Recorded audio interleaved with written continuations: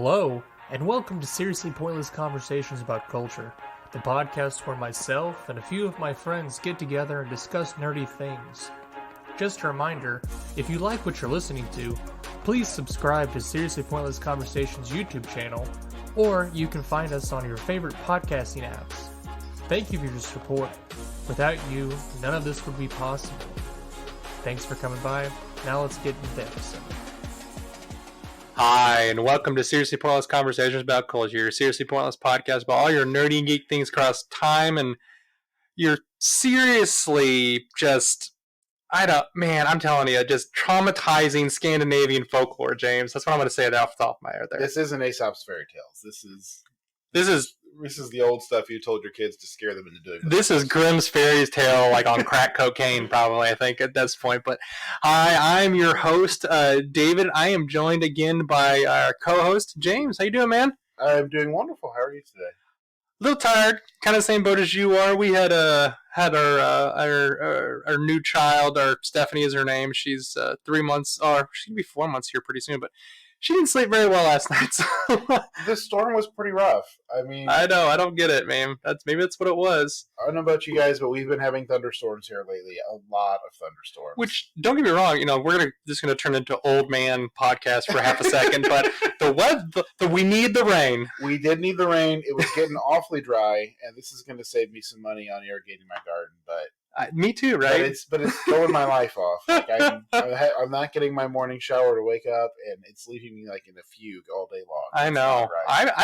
I would think I would have slept fine because I sleep fine when it rains, phenomenally actually. Mm-hmm. But it's the newborn that it bothers, I think, and she crying wakes me up.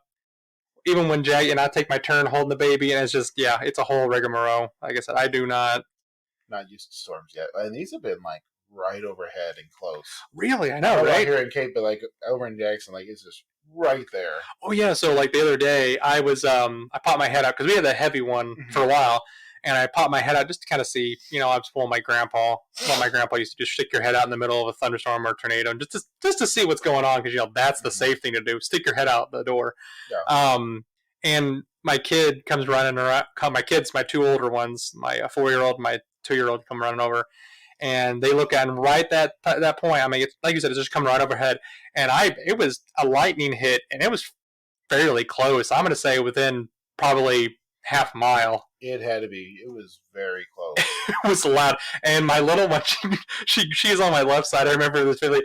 I have never felt her grab my thigh so hard in my life. And I was just like, you could have let up on there a little bit. And Lewis was on my right, and he was just like, that was loud. That was thunder, and I'm just like, at least we know what that is. That's the good thing. But yeah, no, lightning, thunder, the rain is very much welcome. And like I said, hopefully you get a little bit more. We got a little bit more today, but I said I hope we get some more in the future because, like I said, the bad part is even if I didn't even get to do the Midwest storm watching thing, that would have been a great storm to sit on the porch for. But it happened at 5 a.m. Yeah. Well, see, that's what I was telling. Like I was telling you earlier when we had Jackie had her friends over. Visiting, and I got up early. Well, I was out there, and I sat out there, and I had my morning tea because I've been cutting out the coffee, just trying to watch myself a little bit. And I just sat there with a cup of tea, and I just let the rain fall. It was very, very pleasant. I enjoyed it. I enjoyed it because it was about 5 o'clock when I did that. But I highly recommend it. If anybody, there are some things to be said about just taking a moment and just enjoying the sublime nature. Perhaps you could sit out on your porch with the rain going, folks, and listen to our wonderful review of this game, which happens to be Bramble, Hall of the Mountain King, which is what we're going to be talking about. Because, we were not as obscure as you can possibly be about what we were talking about. Yes. And so just to give you an idea, I ran into this. It was on the Game Pass. David played it first. Yes. And he just sends me a message one afternoon a couple of weeks ago. Says, James, play Bramble. No explanation, just play Bramble.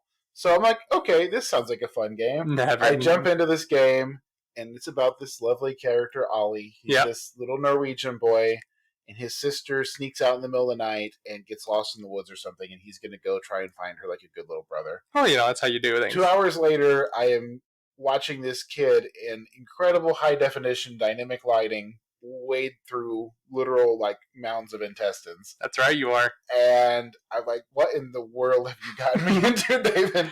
So before we spoil more and show off our traumatization, our trauma, let's it's been a little bit since I've seen you, so tell me. I mean, obviously you played this game. What else? Yes. And I've noticed you have been playing a little bit more of a. Was it?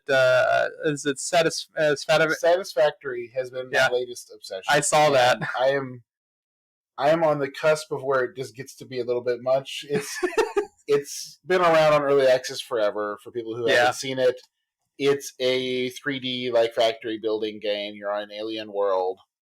And you collect resources, and you start by banging iron on a rock to make iron bars. That's right, you do. And I'm at the point where I'm tapping oil wells to start my plastic production manufacturing chain, and it all just builds and builds and builds, and it's a little bit like a. It's been a lot of fun though. So is it a kind of like a survival game, or is it more of a just kind of like a tech build game? Tech building, factory building is the main focus. I mean, there are some survival elements. Okay. You're on an alien world. There are some flora and fauna that will try to attack you. Yeah. And there are a lot of things to find. Like there's all the resource nodes. Oh, this is right up your alley. There's craft spaceships and stuff, but the main focus is building the factory. Yeah. And trying to find the best locations. Like I need to make motors. And it's like, okay, to make motors. Yeah, this sounds this and this, and they all need to go together to make this. And yeah, this is 100% your game. I can tell. I've been having some fun with it. So it's funny. I kind of throwing a little bit of kind of pulling back the curtain a little bit. So my Jackie was over the other day because Kelly had a one shot, a ladies only one shot, as it were. They did, and she was there for a while, and you were over there playing your game. If any of you read it, she did the Mind Flayer Hydra scenario. Yep, the Mind Hydra thing, and it went very well. Jackie thoroughly enjoyed it. She goes, "It was really hard. I think we almost died." So she had a lot of fun. But it's one of those things that she doesn't have as much energy as she used to, so she doesn't get to do constant role playing. But anyways, it was funny talking about you about the game though. She kept on hearing you mumbling and talking to yourself. She's like, "Is James okay?" And he's like, "No, that's not what they meant. Does this need to go here?" And you're just like, I'm like, so he was doing what I do on like a daily basis. I was calculating ratios. Okay, I mean, it's like you have to like balance your ratios for factories. Like if you want to make 5 widgets a minute, you got to make sure you make all the parts in the correct ratios, or else. I mean, you're wasting stuff. And you can't. Efficiency is part of the game. That's true. Efficiency is key, both in life, because basically, I must be honest, that just feeds the German in us, like 100%. Oh, 100%. It does. Efficiency is like all the rage. So, but good. I'm glad you're enjoying it. I was kind of saw you playing that. I wanted to ask you about that. I just never got a chance to. Multiplayer. Don't start with me. I don't have the time or the money to do that right now. I promise you that. So fair enough. I will stay with what I've got on Game Pass and all the backlog of games I have. But anyways, have you been playing? Have you been doing anything else? Watching anything else? Reading anything else? Or? That's been the main thing. I've actually. There has been a series I'd like to plug that I enjoyed. Okay. This was on Kindle Unlimited. It is the Divine Progression series by Jake Brannigan. Okay. The first one is called Town Guard. Huh. And it's about a character. This is not an isekai, so this is good. It is lit RPG. Yeah. And the guy is born in this fantasy world, and he grows up and he wants to be an adventurer. And he goes to like his coming of age ceremony where he goes to the temple, and the gods give you a chance to pick your first class and everything, and he's going to pick this like swashbuckling adventuring class, and instead should have gone with Bard. Instead, the gods choose him for one of their highest honors to be a town guard. Well, it is obviously high, and that's kind of how the game. That's how like the thing gets started. He's been selected to be a town guard, and it's told from the perspective then of the faceless guards that you have like in World of Warcraft and all these RPGs. A little tongue-in-cheek. Yeah, a little tongue-in-cheek to start with, and the characters have a wonderful depth, and the second book just came out, and sounds fun. I've been enjoying it thoroughly. It seems almost reminiscent of the book the book series, the one book that you told me about, but it's a whole series. Everybody likes large chests. It's lit RPG in that sense, where it's like it's a game world where like the levels and stuff are just a fact of everyday life. Okay, cool. And so since there's not like a our world insert character, it's not treated as a remarkable thing. It's treated as a ordinary life event. Okay, it's cool. like this is something that everyone has, and everyone spends their lives trying to make the most of it. Yeah. In the same way that you try to balance your budget, they try to balance their character sheets. It's just how they are. That sounds cool. It's fun, and like I said, it has great writing. It has deep characters, and I enjoyed it a lot. I'm gonna have to check that out. See if I can find it all online. You said Kindle Unlimited. Kindle Unlimited had it for free. And, Kindle books are cheap, so yeah. Unlimited, but yeah. Well, as I said, I've been doing a lot more audiobooks and stuff like that. But no, on my end though, really have only been playing a lot of Darkest Dungeon. You saw me. You've been seeing me probably on it every other day. You've been playing a lot of Darkest Dungeon. Mainly because I've been doing that. It's a good bite-sized game. You can do little chunks of time. Well, that's what I do. So I just leave it on because I'm right now. I'm studying for. I'm sure some people have heard it. Basically, it's called the AZ900.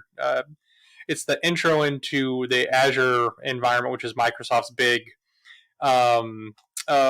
Basically, they're as a service system, basically like platform infrastructure. It's basically all their cloud services. That's their server side stuff. Yeah, all that stuff. So, it's kind of to do that for work for when I get back. And so I've literally been. What I'll do is I'll treat myself. I'll study. I'll do 25 questions with a guy that's on like a YouTube video. It's like the most recent ones, and I'll go along and I'll go through them after I've studied a little bit. And then I'll treat myself, and I get to play 10 minutes of Darkest Dungeon, and I'm like, yay, I can get through, or I get through like one dungeon or one embarkment, as it were, depending on what portion you go through. And so it looks like I'm playing a lot more. I'll be honest with you. Which I'm laughing because, as a kid, people told me to do that sort of thing, and I poo-pooed them. Yes. I thought I would do better, and I'm like, I just need to finish this, and then I can go play. Yeah. As an adult, it totally works for the ADD brain. Oh, 100%. Setting yourself small, bite-sized goals, it works so well, and I do it to myself now, too, and it's like, why didn't I do this my whole life? So I told Jackie all the time, it's like, that's why I told her, you can't just give me a giant list of things to do. I have to and I break them out, and she gets mad. I don't know if Kelly does this. Kelly does this with you, but if she gives you a giant list of things, you'll break it into chunks, and you'll do like 2 things here, and then you go off and do something that you want to do, and you'll come back and finish a couple more things, and back and forth. It drives Jackie insane. She's like, why don't you just get it all done at once? And I'm just like, I don't, because I'm like, you want me to come in and I'm going to half-ass it all. Yeah, no. When I'm at work, I actually take my list of patients and I mark off every fourth of the group. I break them into 25% chunks. There you go. Yeah, like when I'm rounding, I have to see 25%, and then I'm allowed to read on my phone for 5 minutes. That's right. And then afterwards, when I'm doing my notes, it's the same thing. I have to do 25% of my notes, and then I'm allowed to take a break. That's smart. I mean, it keeps me motivated. Hey, you know what? And like I said, it's better. It's better than sitting there for hours and hours and accomplishing nothing. So. Dude, I've definitely hit those walls before. I'm just like, I gotta take a break. I gotta leave. So, but yeah, that's pretty much what I've been doing. I'm doing that, and I've been listening to. Actually, got onto the second. Last time we were talking about how I was listening to Dune. I finished Dune, and I'm actually listening to the second one. So, isn't that one? It's interesting. So I'm interested. So I'm going to say probably maybe a third of the way through it, maybe. Never mind. Is this your first time with the Dune series? No, so I've read just Dune in particular. Okay, so probably a total of 4 times. This would be my 4th time, but I never really got past. I'm not going to spoil it for you then. Yeah, I never got. I'm sure you can tell how it's going already, but I can already tell, man. So So Paul is already going to be heading out into the desert with his pregnant, with the pregnant wife. And of course, all the machinations are going on with the Spacing Guild trying to put in the, for lack of a better word, the undead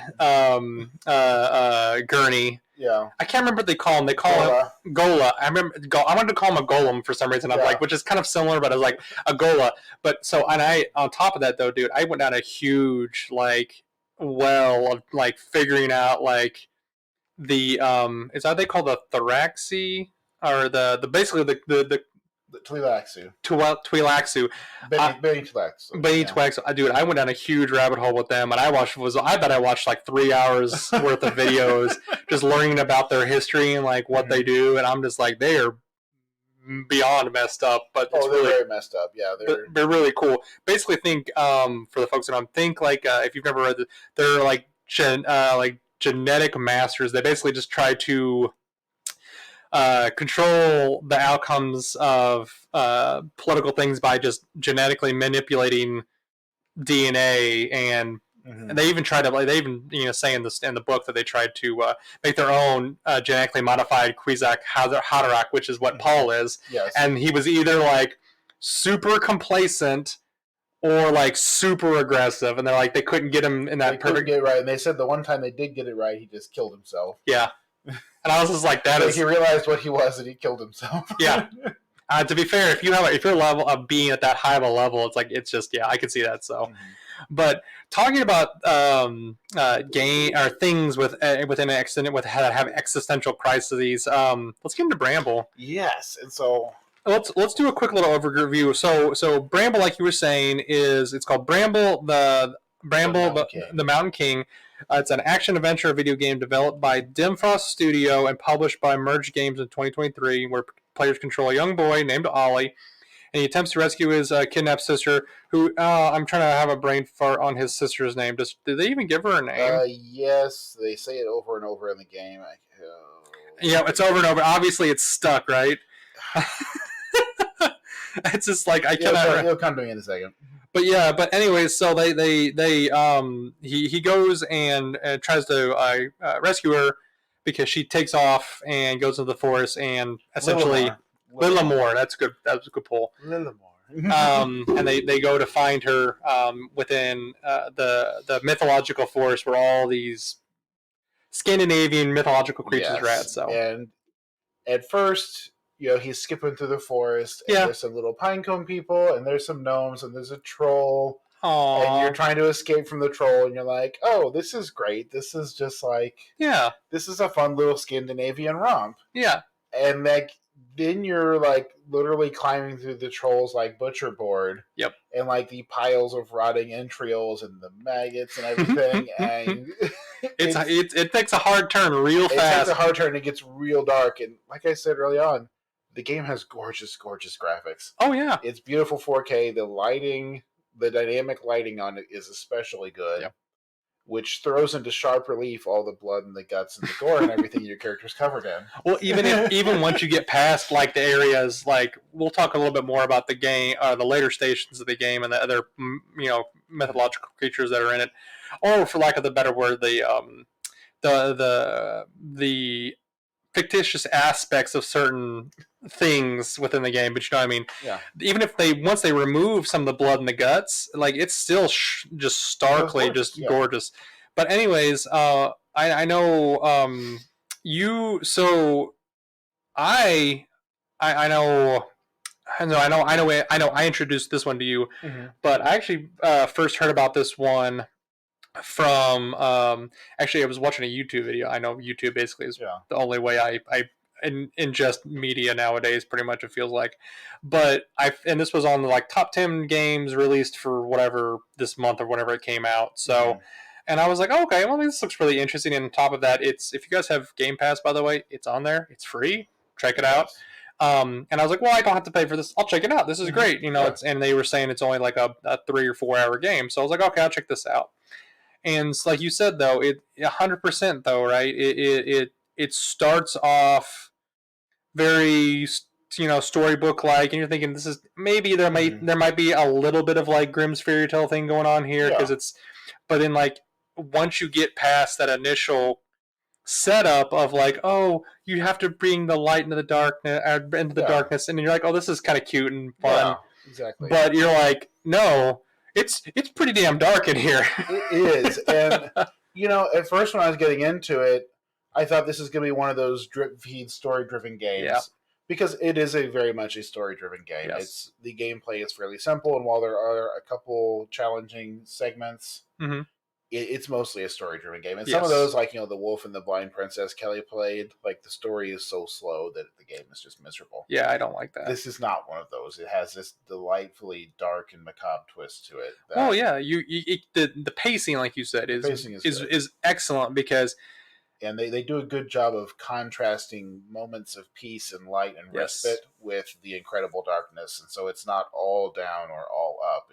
it's a roller coaster. Or even not just the darkness, but attention almost. Even if they remove the darkness portion or the ugly side of the fairy tales, and they remove it and they make it more of a tension-filled aspect, in which they do that definitely in a couple of the later portions of the game. Not so much in the early part of the game. It's not as bad. But it is very nice. And like you said, the gameplay, like I said, it's like I was telling you whenever I first put you onto this. I remember saying this to you. Like it's the general gameplay is nothing to really write home about. No, I mean there's some platforming. Yeah, and there's a few boss battles, but they're very much a couple really easy puzzles. Yeah, it's all very much in the die a couple times, figure out the gimmick, and then do it. Yeah, it's not. Which, by the way, there's actually an achievement which I don't know if you noticed. Like I got all the achievements. The achievement for not dying once. Yeah, I was like, I don't want to replay. That'd be awful. So I don't know if you could actually do that. If you could like go through and like just save periodically. I don't even think there's a save function on there. It would be rough. As I say, some of those boss fights are very easy. The Holder boss fight in particular. Yes.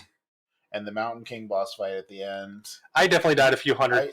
Well, it wasn't 100 times. It took a few tries.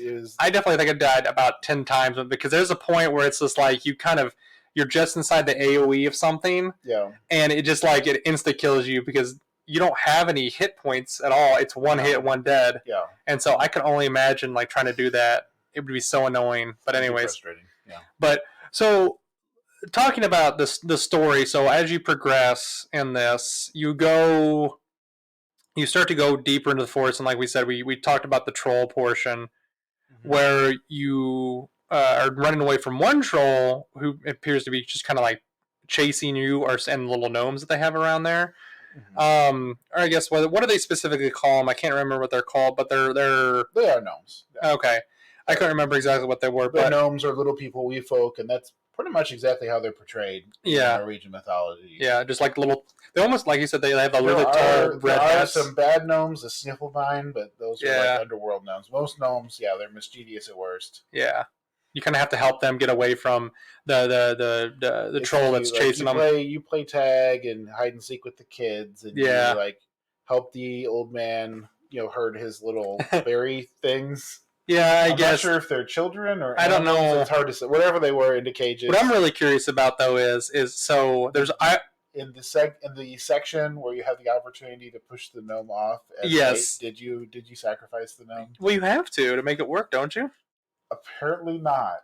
Oh, I did it. I definitely did too. I didn't think there was another way to do it. Well, I looked it up. I looked up the achievement for some of those stuff, and I was just like, "Well, I have to do this, right?" I was like, "I'm just gonna push him off." I was like, "Whatever, it is what it is." There's no achievement for not sacrificing him. So yeah, so I was like, "Why wouldn't you? Why wouldn't you do it in the first place?"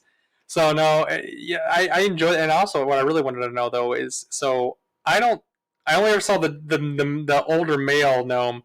Do they just not have how do they? I didn't see him after that first section. No, I'm talking about how do they reproduce? Well, do they bud? That's what I was gonna say. Those little berry things that we were herding into cages. Are they like plants? I mean, I'm just saying that if you put a red hat on them, they would look like the gnome kids. Okay, so they sprout. I'm thinking they're sprouting. Yeah. Ah, okay, that makes sense. So they're they're more little berry babies. So you're saying they're more plant based? I guess. I mean, they're vegetarian. We'll go with that at the very minimum.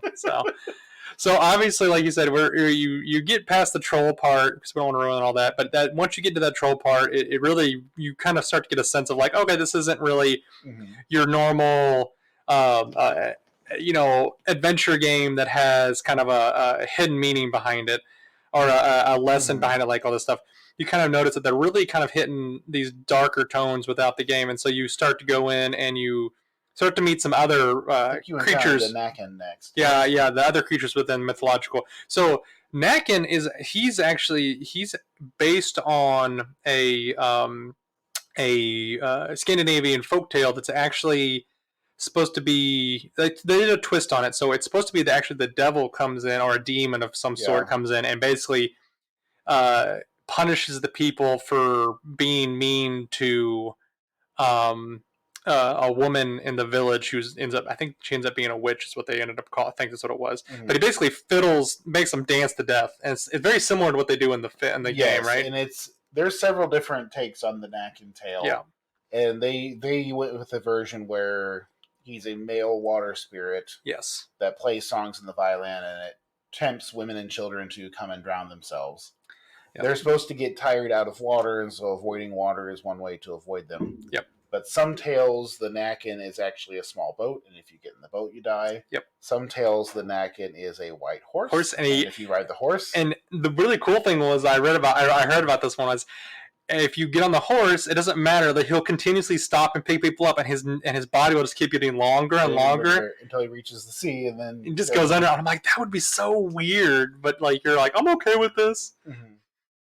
Yeah, and it's and that actually got featured in Magus Bride this season. Oh, really? Yeah, that's cool. So, like in the game though, they kind of do a weird kind of like mix of all these, where it's a guy falls in love with a woman, and he is supposed to be like this really well-renowned fiddler player, and I think she ends up getting either hurt, murdered, or something like that, or.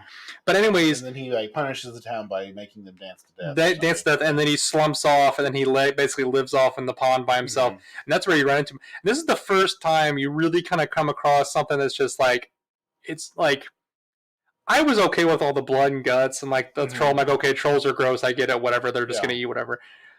I was honestly kind of disturbed the first couple times I had to deal with it. Very disturbing. Oh yeah, because it's essentially like this corpse. Yes. Demon thing. Crawling around in the muck, chasing after you, and then he just like sets himself up on a stump and starts fiddling away. Yep. And every time he goes, and hits the strings, it just like blasts music across the way, and it's very disturbing. Yeah. And that's a cool thing that they do with this is they take some of the aspects of the folklore and they tie it into the gameplay, like you said, and you have to kind of. To not basically die or basically fall under a spell, you have to kind of stay behind objects and stay blocked, which is kind of a cool aspect of it. And eventually, like you said, you get past all that and you try to get away from them, and you do get away from them. I'm not going to say what happens at the very end there. This is one of the interesting things about the game too, is that Olle kind of develops as a character. Yes. And so this first portion with the trolls, and he just is scared and he just runs away from them. He's terrified. He's very reactionary. He's just trying to mumble along. Yeah. And at the end of this, he kind of hits rock bottom. And he runs into this character he calls Tuva. Yes. Who I found out is actually also another Norse mythology thing. I thought she was just made for the game. She's kind of like... She's actually a reference to a very famous painting in legend. She's like a fairy or something? Actually, no. Princess Tufstar is what she is. It's from the fairy tale of Moose Hop and the Little Princess Tufstar. Oh, okay. And it's a classic. It's a cautionary tale. Brings back so many childhood memories. John Bauer has a very famous and very sad painting in Princess Tufstar, which looks exactly like she does in the game. Oh wow! So the original painting, she's naked. But are you saying that would not be child appropriate for this game, James? It would not be. No. This game isn't child appropriate. Let's be honest. No, it's not child appropriate. But okay. Anyway, in that one, she's a princess, and this is a cautionary tale because she gets tricked by the elves and she loses her crown. Yep. And then she loses her dress, and then she loses her heart of gold into the lake, and so she eternally sits by the lake and weeps. Well, James, it's lucky for her. I am a miner searching for a heart of gold. So, anyway, sorry, I'm gonna plug it there. Anyways, yeah. But yeah, that I like that they take this, and I remember kind of I know what you're talking about is because I actually saw the painting, and I remember the video I was watching about kind of going over the creatures in the story. They do a really good job throughout this whole game, trying to stay as close to what the images look like, or the creatures look like in the folklore, and then putting them in the game to make them accurate representation, which is great. Yeah. Like you said, for her, but they do augment it a little bit. Like you said, she's not like a prepubescent, naked fairy. It'd be kind of weird, in my opinion. Well, and these are very, very old fairy tales, and so I'm presenting one version, but these things have dozens of variations. There's no correct story.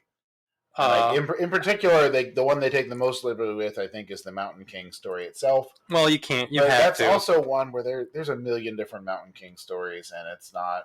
The only Mountain King you need to know about is that amazing, just like orchestral just tempo, dun dun dun dun bum bum bum bum bum. It's just phenomenal. I was waiting the whole game for it, and whenever they started playing in the final boss battle, I'm like, there it is. Even when you die, all those times it just restarts. It's like, oh, okay, this isn't too bad. I can deal with this a little bit, but it's really good though. Yeah. But and like you said though, you go through and you meet Princess Tuvestar, and then I believe after that Then I think you run into Salkskra next. Okay, which one? The Salkskra. That's or Holder is another name for it. Oh, that's right. She's the witch. Yeah. Oh, okay. It's not. It's a forest shapeshifter. Yeah. So these are you might have heard of them as like Maiden in the Woods, or there's several different names for it. It's typically portrayed as a beautiful woman, sometimes made of wood with a hollow back. Sometimes it's a shapeshifter, but the basic idea is that they are luring men into the forest, and then some say that you're enticed to lay with them, and then you lose your soul to the creature, and then you either go back to your village and you're never the same, or some stories they eat them and keep them, but and sometimes I was even reading. The idea is it's like it's a hollow shape-shifting spirit of the woods. Yeah, and other times I was reading too, like sometimes they will actually, like, if they find a man that they specifically really, really love or enjoy, they will actually go back with them and start a family with them, and then one day they'll just up and disappear, and once they get tired of him, and so it's just like, but he's like in those stories, he is just so like ultra dedicated to her, and when she disappears, like you said, he something like just like gets taken with her almost like his soul, and like he's just a hollow husk of what he is, and then the guy will just spend the rest of his life searching for her, which is really kind of cool. So, but I like that really. It's very similar. This story is very similar to like it's not the Kelpie. It's it's an Irish folklore with the seal. But basically, like it's a woman. It's supposed to be like a mythological creature, but the woman basically can take off her. She basically takes off the seal skin. Yeah, they take off the coat, and like they have to put on the coat to change back into a seal, and it gets lost. It's very similar though to that, right? Yeah, I can't remember what that one was. But I can't. Silky, those are Silkies. Silkies, that's a good call. And I couldn't remember exactly what that was, but that's a good pull. And so I like that they kind of have that in there, and. But what I really do like about this is that this is kind of one of the more. This is where Olle starts to act for himself. Yeah, right. He is choosing to fight instead of run away. Yes. And admittedly, she attacks him the moment she sees him. But this is where he's taking an active thing. She lures him in there with. She lures him in with her song, and he chooses to fight. Wasn't back. it? No, the first time he fights back. Yeah, and it's interesting during this game. Your little rock turns into a sword, so you can fight back. Yeah, and. I'll be honest with you. There's actually an achievement. I don't know if you saw the achievement. Yes, I was going to ask you, how many times did you hit the button to stab her before you realized you could stop? So whenever you defeat this boss, it has this quick time event, like an old early 2000s quick time where you have to hit the button to stab. Yep. And so you do that, and then it says hit the button to stab, and you do it. You just keep doing it. You can keep going. As long as you hit the button, you'll keep stabbing. Yeah, you can literally go forever. Kid is just and getting covered in more and more blood. Yep. I think there's an achievement for doing it 100 times. And I got it. You got it? Because I knew about it ahead of time. I got bored after 9 or 10, and I stopped. You got to be consistent, James. You got to go all in. I didn't do all my reps. I'm sorry. It's okay. It's acceptable. It's okay. Just remember. Forward dashing more, forward stabbing motions. All you gotta remember. But anyway, so like you said, he starts to kind of grow as a character a little bit more as a boy, and he really starts to show that he's not. He knows that if he kind of it's almost like an ingrained or a psychological shift in his brain that says if he's going to get out of this and if he's going to rescue his sister, he has to kind of start to stand up for himself or start to keep himself safe and start to have a little bit more. A lack of a better word, initiative, I guess you would say that a little bit. At this point, he's out of immediate danger. Yeah. He could turn around and go back. Oh, yeah. And he chooses not to. He chooses to keep going. Yep. It's like he is doing this for himself and for his sister now. He's not just the scared kid running away from the woods. So. But yeah, and he like you said, he starts to kind of develop that, and I think at a certain point, this is that turning point, right? Mm-hmm. He kind of. Because at this point, you think, everything's kind of scary. It's kind of a little nasty, But this is where they're like, oh, this isn't even the bad shit yet. And they take it from like, it's like an 8 right now, and they just jack it up to like an 11. Like, and they yes. And without spoiling a whole bunch of stuff, yeah, they introduce infanticide, suicide, and some really dark things in here. They did a very original take on witchcraft. Yes.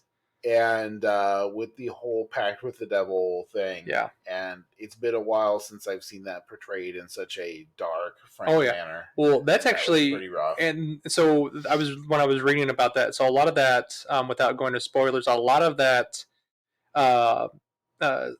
symbolism that they used in there is based on the folklore of like witches and stuff within Scandinavia, where like most witches weren't bad, but there was that like where they weren't really good, they weren't really bad, they were just kind of like there, but there was always that very edge case of really bad witches that communed with those evil spirits that were like, you have to sacrifice babies to me, you have to sacrifice people to me to get your powers and things like that.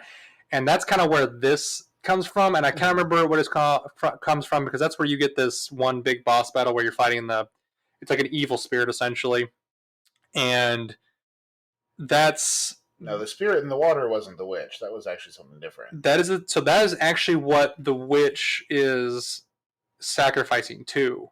No, actually not. Really? Why? That is a creature of the swamps, which is actually a guardian of drowned children. See, I thought that's a swamp guardian creature. No, I heard it the other way. That was what she's sacrificing on all those little things that are in the swamp that you're seeing are all the souls of the children that they've sacrificed. Those are the souls of the children, yeah. That were sacrificed to that creature. I thought that creature was supposed to be like a guardian spirit of the dead. Well, everything I watched and read says that's not. So like you said, it's two different stories probably. Yeah. It might be something, but like just looking at that, like once you guys can look it up for yourselves. All those little black spirits that you have to ward off with your lantern, those are definitely supposed to be. No, that's what I mean. Those are children of spirits. Yeah. That's what I mean. But yeah, and then later on, there's another, like, when the little part where the thing, whatever it is, you don't even see what it is. It's like creeping through the water at you. You don't know what it is. I don't even know. I'm sure you could look it up and find out what that is. It's an unspecified monster. It's an unspecified monster. But once you get past that part, it's really interesting, and I enjoy a lot of that. You get another neutral character. You run into Litguben, which I've actually the Lantern Man, and he's a very neutral character. Very much. Like, if you are lost, he helps you find your way. If you know where you are, he gets you lost. Mm-hmm.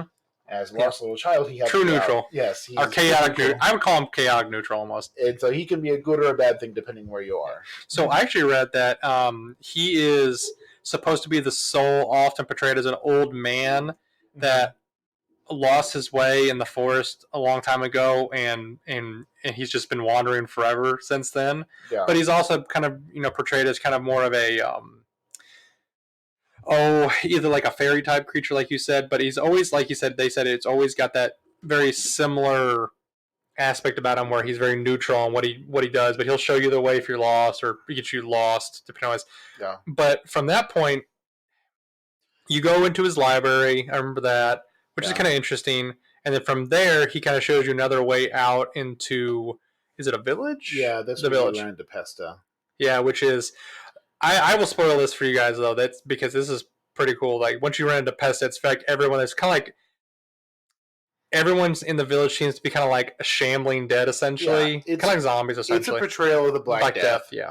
With kind of a zombie twist on it, which was, again, something I believe. So, the cool thing about Pesta, though, is that apparently she originally came about as folklore, but she's really kind of I'm trying to remember the artist. She was like a personification of the Black Death. Yeah, but she got really thrown into prominent foreground by an artist. I can't remember. He was a famous Norwegian artist.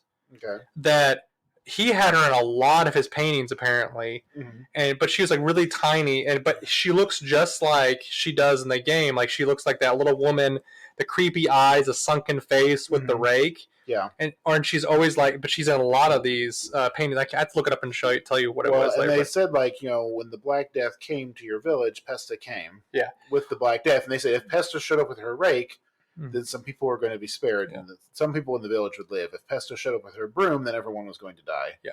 And there was no point even running away. Well, and if you dig a little deeper on some of that stuff, apparently, whenever the Black Death was going around, there were stories or tales of like women, older women such as Pesta, coming into the village or coming in through the village like the day before, a couple days before, and so that apparently this kind of circulated around all of Europe essentially, but it was very prominent apparently in Norway for the time, which I guess that's kind of where all folklore kind of starts. I guess it's just simple stories, and it was probably did happen where like some old ladies were just like, I'm coming through because my village just got torn apart by the plague. There's some sense to it too, because for most plagues, right, there's an incubation period. People feel okay, and so people fleeing what they think is ahead of the plague carried to the next town. Yep.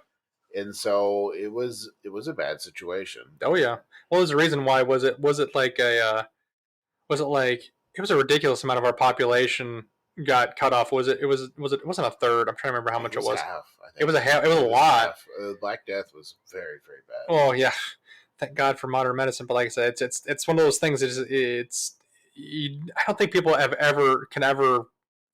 can't fathom the amount of death that there was during that.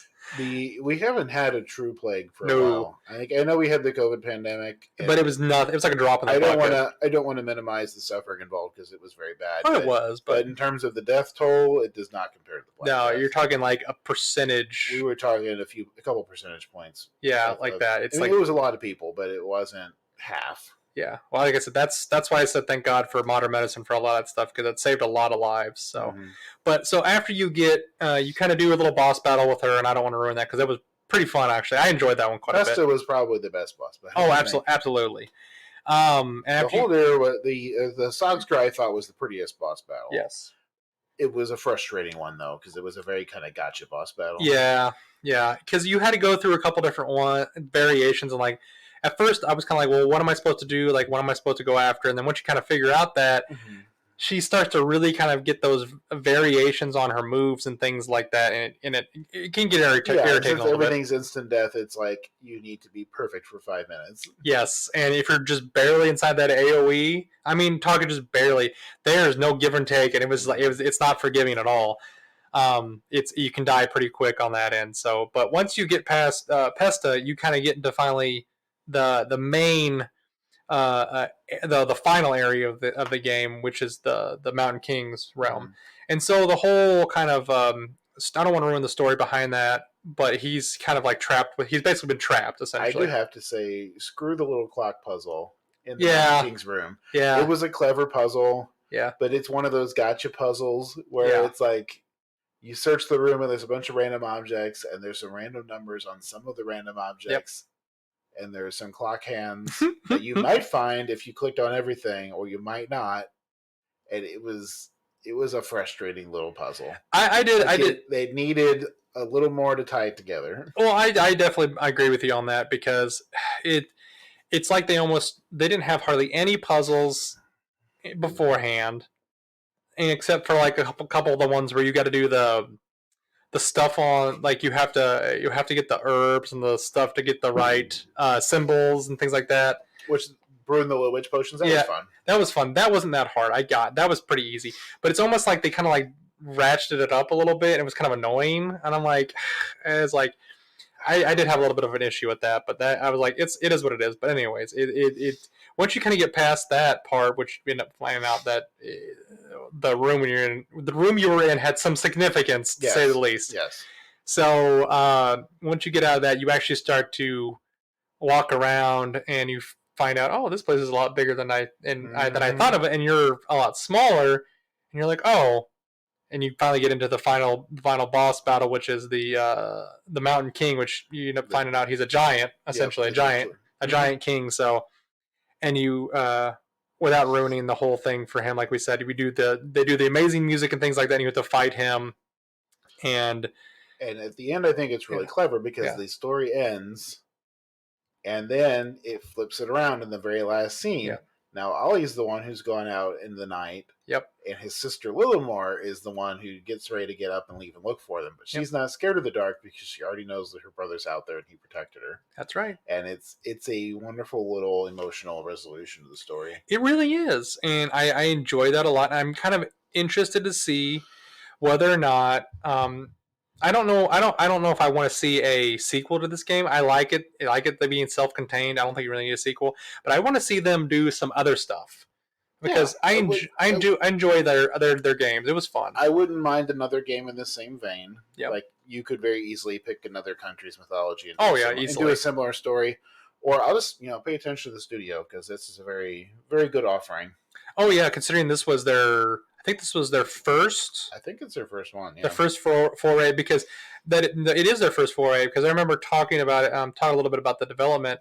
So the guys that started this, I was watching an interview with them a while ago. The head developer.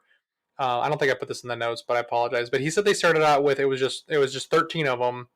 And they wanted to make this game, and they're all from Norway. And he goes, and eventually they grew whenever they got some funding from their ID, because they kind of started a couple things. Because they've apparently been working on this for about 5 years. They have, and I looked at some of their earlier character art draft stuff, and they start from a very kind of grimdark, macabre, generic fantasy. And as you look at the iterations, it goes more and more kind of into the John Bauer. Yeah, it tones down the grimdark, and it goes more into the beauty and horror of traditional fairy tales. Yes. And they really tie it back around to Ollie as a character, because the original version looked like it was more about, grumpy trolls in the woods sort of thing. Yeah. Oh yeah, 100%. So you know what I love about this game, because I know before we get into the reception and stuff about this game, what I love about this game is it hit you can probably tell this immediately just from when we were playing it. This hit a note with me because I love this kind of I love this kind of stuff. This was very reminiscent of Hellboy and Mike Mignola and that universe. I love it because, like you said, it's somebody that kind of has to kind of grow into, for lack of a better word, their destiny or their role as what they're supposed to be doing. And it's very similar. Like Olle had to grow into that a little bit more. And just like Hellboy, he even though he didn't do exactly what people were telling him to do, but he grew into that role. Like he ends up saving the world and things like that. If you haven't read the whole series at the end, but I really love that. On top of that, it's that kind of dark mythology, kind of that. What's the terminology I'm looking for? Basically, kind of that. Penny Dreadful kind of stuff a little bit. I love that kind of, but I do really like that very just dark kind of macabre mythology that they get into, and it just hits all the right notes for me, story wise at least. So, but it was good enough that what's that? It gives me those vibes where it's like in Lord of the Rings when the elf lady is thinking about taking the ring. It's like, I'll be a dark queen, beautiful and terrible. Yes. It's like, and that's like the vibe that it strikes. It's like, because I don't mind a full blown Cthulhu type story, but those types of stories where the ultimate nature of reality is chaos and mind breaking and terrible, where there is no ray of light whatsoever permitted. Yeah, I don't like that. The brain can only take so much of that before it just becomes dreadful and claustrophobic. Well, but the fairy tale thing where you have moments of extreme beauty and extreme terror. Yep. It's like real life dialed up to 11. Yeah, 100%. And I think that's what you get why. You could probably understand this too. That's why I enjoy it, but I also really like the Hellboy stuff because he borrows from that Cthulhu mythos, right? But he tones it down. He doesn't go full H.P. Lovecraft. Yeah, certainly not racist. H.P. Lovecraft, because God forbid. I'm not even gonna tell you what his cat's name was, but anyways, he tones it down enough because, like you said, you can't live on that end of the spectrum forever, because you will become so jaded and so depressed and just so angry at the world all the time. It's a spiritual cramp. Really, right? It's like a spiritual curve. Yeah. It's not good. You just gotta stretch it out. You gotta eat you gotta eat the banana of relaxation, or get the potassium in you a little bit. If you don't mind me waxing philosophical for a second. Go ahead. G.K. Chesterton said that the reason we do fairy tales is because they remind us of real life. Okay. And so it said a man reads a book where the trees are red so that for one wild instant he can appreciate the trees are green. Fairy tales are a way of shocking our jaded senses and helping us see the real world like children again for the first time. And so the things are more terrible, the things are more beautiful, the things are real in the way that only a fairy tale can be real, because they reflect back onto real life. And so it's because they are more true that they feel true to us, not because they are contrived and grimdark and everything else. And so this story hits the note of a fairy tale for me. It makes you feel things, and it makes you appreciate your own life in a new way. And that, kids, is why you have somebody with an ethics master's on, because they probably had read so much philosophy. It's not even funny. All right, am I wrong? I love that kind of stuff. That's good. So like that for me is like how it strikes the note, and that's what I mean by like fairy tale. Like it feels real. Yeah, and I totally agree with you. That's an excellent summary on that end. So, but reception wise, I know like I know I loved it, but reception wise, it got fairly decent reviews from what I've noticed. Nobody was like screaming like, "Oh, this is phenomenal." Everyone obviously praised the stylization and the story of it, but the main takeaway is kind of like what we were saying though too, is that it's got some pretty bland puzzle solving stuff in it, and it doesn't really have a lot going on it in the adventure side of things. It's very linear, which is understandable. It is a story told in the format of a video game. Yeah. And I think as a take on that idea, it's a very well done take. Yes, very much so. Is it going to hit the popular appeal that a battleground game or a full-on gore horror game would? Nah. It's not engaging from a gameplay sense. It's engaging in the way that a good book is engaging. Yeah, 100%, yeah. And so, I agree with you. I think it's very highly rated. I think it deserves a lot of attention. Yep. Is it going to catch it all? I don't know. Yeah, probably not. Like I said, it's probably not going to win any awards. It's extremely linear. There's one way to play through it. Yes. It's not challenging as a video game. No. It's challenging as a story. Yeah, it's very emotionally challenging and mentally challenging. It's very touched good. Two jaded middle-aged men. We both enjoyed this. So wow, we're middle-aged already, man. Yeah, we were middle-aged. We were 35. I don't think we're middle-aged yet. I am still young at heart. Young. I got 5 years before I'm middle-aged. Okay, don't put me in that box yet. Yeah, I don't have to I don't have to go in and get my my finger exam. That's how you know you're middle aged. That's how you know you're middle aged. I'm getting there. I'm not gonna do it. Doc said I could do it when I'm 38. He moved it up on me. So anyways, but I really enjoyed it. So let me ask you this, James: how many? What's a good rating for this one? I'm thinking how many plant-based no-men out of 10 do you give this? I don't know. I mean, for story, it's a 10. Yeah. For graphics and atmosphere, it's a 10. Yeah. For gameplay, it's like a 3 or 4. Yeah.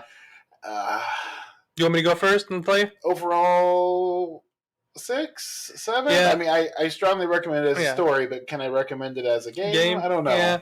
So I gave it like a 7, like a 7.5, 7.8. Yeah. 7.8. Just like you said, because it is not perfect. It definitely has its quirks. I'll drop it down a little bit. Actually, I'm gonna do more like 7. Actually, yeah. So 7 is fair because, like you said, it's an above average game for the story and the just the atmosphere. And this is an excellent first foray into games, into the gaming environment that Dimfrost has done for this. Mm-hmm. So I highly recommend people to go out and see it. It's not overly complicated, and it kind of takes up a nice afternoon if you want to play something. What you said, it's like a 4 to 6 hours at most game. Yeah, if you get everything in it, and if you want to go for all the achievements, it will probably take you about 6 hours because you're going to have to do. if you can get through it without dying, good for you. But my reflexes are not what they used to be. And I definitely have to see something. I have to die once or twice to kind of get used to it a little bit, and then come back and beat the guy again. But it definitely has its quirks. So I enjoyed this. I highly recommend it. If you guys haven't played this, like I said, it's off on Game Pass. Yeah, I'm just trying to think if there's anything else you want to talk about on this. Are you feeling good about this? I'm feeling good. It's highly recommended. Yep, sounds good. Yeah, absolutely. Now, the real question is, though, what are we going to keep doing in the future? I think we're going to maybe kind of continue this trend and do a couple more adventure games, maybe do a couple more linear adventure games. I think that'd be good to do. Some things that are a little bit more, a little bit outside of our box. We don't really play a lot of adventure games, honestly. I don't play a lot of them. Yeah, we could do some more story-centered games. That'd be good. Yeah, that'd be kind of a good palate cleanser, as it were. Do Psychonauts count as a story-centered game? I will get back to you on that one. There is a Psychonauts 2, James. I've already played it. It's good. I played it too as well, so we can definitely do that. So, but all right, guys. Well, I appreciate you guys coming in, and remember, guys, if you can't find your sister in the forest, just stab that evil witch thing in the forest 100 times, and you'll be rewarded. So. James, thanks for coming in and sitting with me and waxing a little bit. Till next time, guys. See you later. See ya. If you're interested in keeping up to date with new episodes on our channel, add us on any of your favorite podcasting apps, or subscribe to our YouTube channel at Seriously Pointless Conversations. If you have questions or concerns, please email us at seriouslypointlessconvo@gmail.com. We appreciate any feedback. Thank you for listening to our show.